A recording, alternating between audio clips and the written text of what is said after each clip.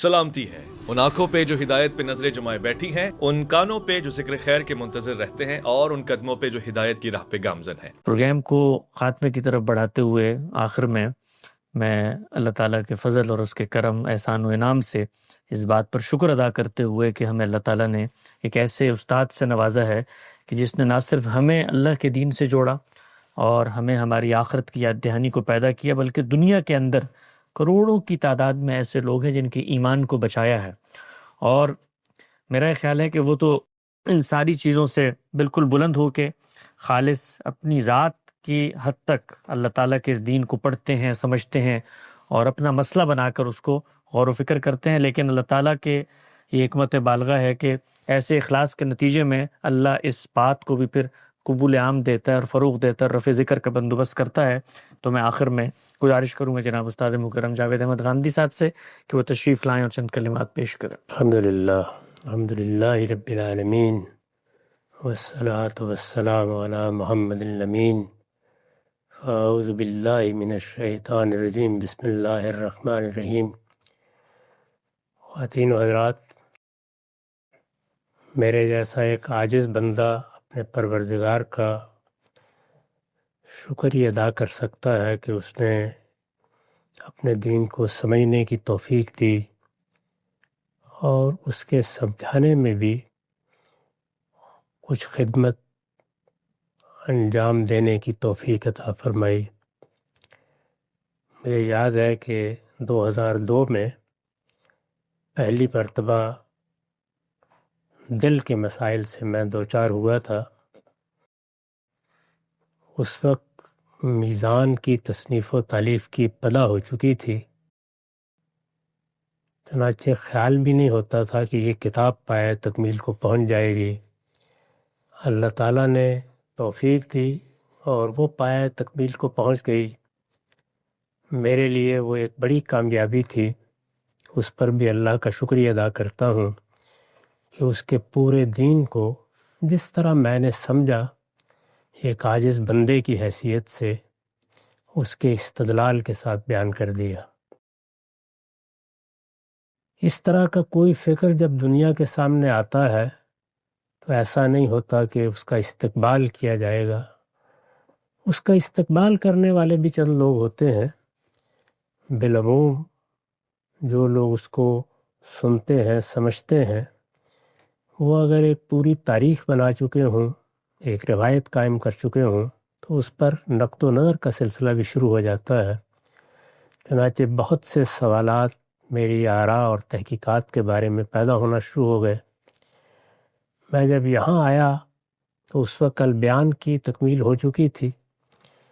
چنانچہ یہ تجویز سامنے آئی کہ میں اپنے پورے استدلال کو اعتراضات کے پس منظر میں بیان کروں۔ میں اس سے پہلے تو آمادہ نہیں تھا، لیکن اللہ کا نام لے کر حسن صاحب کی ترغیب کے نتیجے میں نے اس کی ابتدا کر دی۔ اس وقت بھی خیال ہوتا تھا کہ کچھ القدم فلقدم کی ترتیب قائم کر لی جائے، اس لیے کہ کیا کہا جا سکتا ہے، اب بڑھاپے نے میرے بھی صحن میں ڈیرے ڈال دیے ہیں اور کچھ خبر نہیں کہ کب اللہ تعالیٰ کا پیغام آ جائے، تو جتنی کچھ بھی مہلت ملتی ہے اس میں اہم چیزیں پہلے دیکھ لی جائیں۔ اس وقت میں ایک مرتبہ پھر اللہ تعالیٰ کا شکر ادا کرتا ہوں کہ 23 اعتراضات کی سیریز کی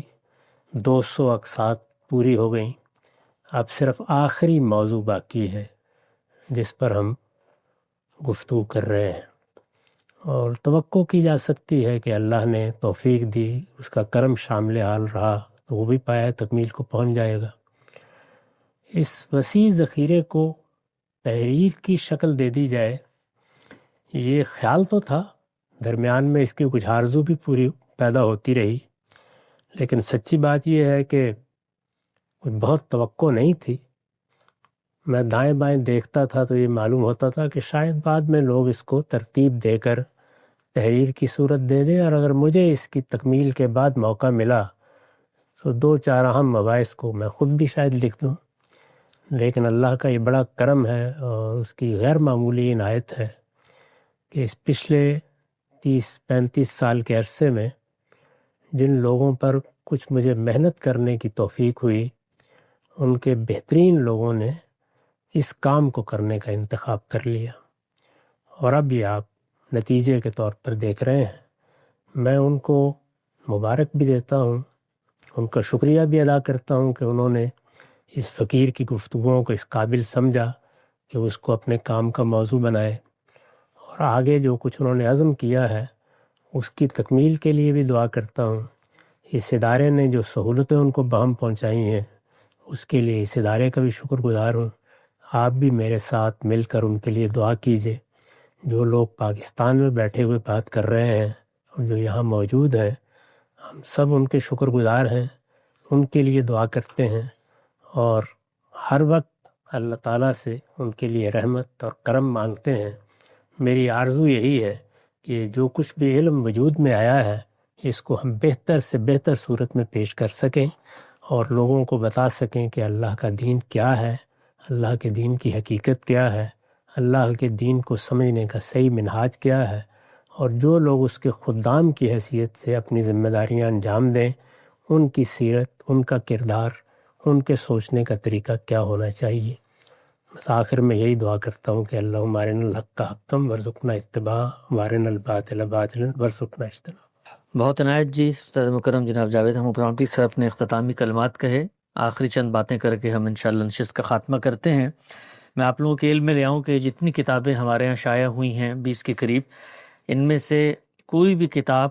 کسی بھی پس منظر میں اس مقصد کے لیے نہیں ہے کہ ادارہ اس کے ذریعے سے کوئی ریونیو جنریٹ کرے یا اس کے پس منظر میں کوئی مالی منفعت کا دخل ہو۔ یہ سب کی سب کتابیں دعوت اور علم کے فروغ کے پس منظر میں وجود پذیر ہوئی ہیں۔ اسی لیے چونکہ یہ میرا محکمہ ہے، ڈپارٹمنٹ ہے جس میں مجھے ادارے نے اختیارات دیے ہوئے ہیں، اور میں نے اپنے علماء کی مشاورت سے یہ فیصلہ کیا کہ ہر وہ کتاب جو شائع ہوگی وہ شائع ہونے کے 1 سال بعد free of cost online PDF copy ہر شخص کے لیے دنیا بھر میں مہیا ہوگی، تو لوگ اس کتاب کو پڑھ سکتے ہیں۔ جتنی ہماری تالیفات آئیں گی 1 سال گزارنے کے بعد وہ دنیا کے لیے موجود ہوں گی، دنیا ان سے استفادہ کر سکتی ہے،